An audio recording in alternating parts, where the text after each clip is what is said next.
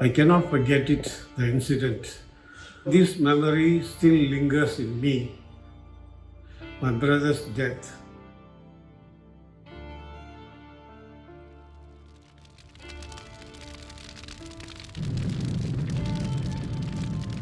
By then, the fire was big already.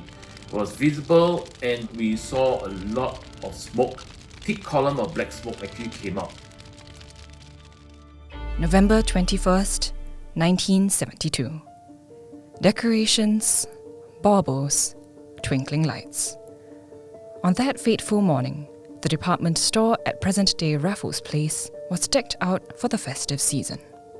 But just before 10 a.m., unbeknownst to shoppers and staff, an overloaded electrical branch circuit on the ground floor caused a short circuit. At the time, I was 17 years old. There was this gentleman who actually wanted to buy some shirts, and after serving him, he paid me in US currency. And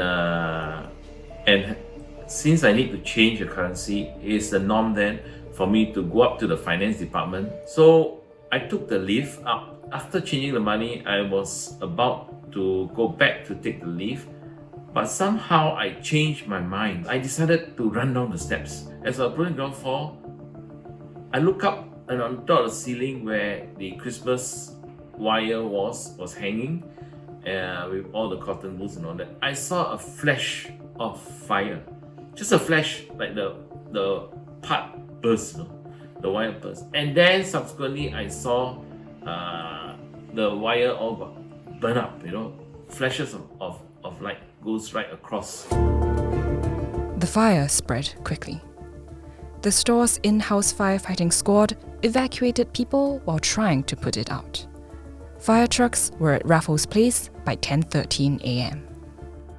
When the fire alarm, after it rang, I was still lingering in the department store, very concerned and worried also, don't know what's happening next. Then we were told to, let's all get out. When we were assembled up there, we then began to hear that people were shouting that there are people stuck in the lift. So when the fire engine came, I remember we were all shouting, there were people in the lift. 9 people lost their lives. Among the victims was Mr. Siva Sundaram Sundaresan. The news came out on the radio saying that there's a big fire in Robinson.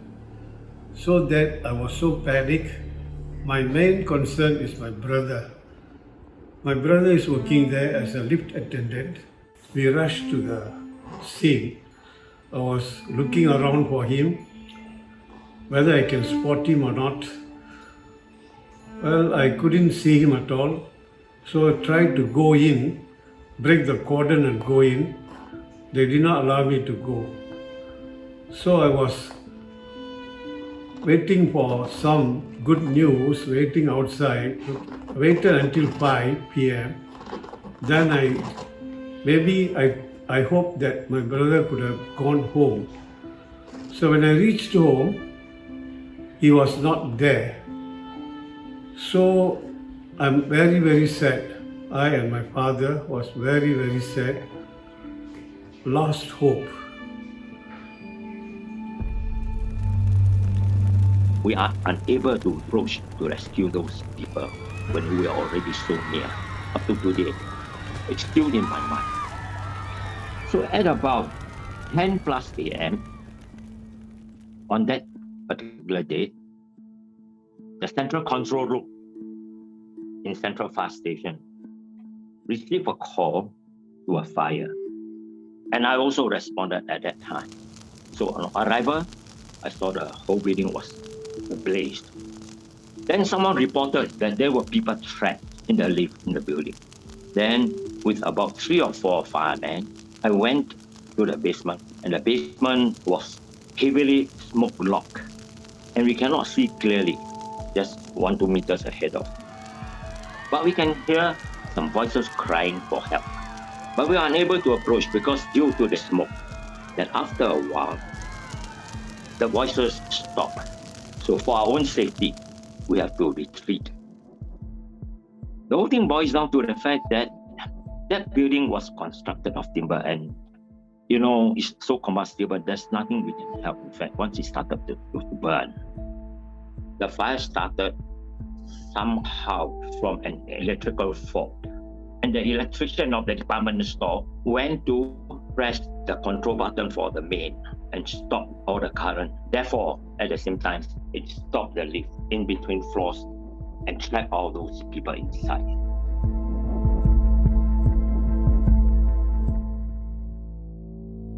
If all the fire prevention methods like what today were in place, could have saved their lives. A commission of inquiry was called following the fire.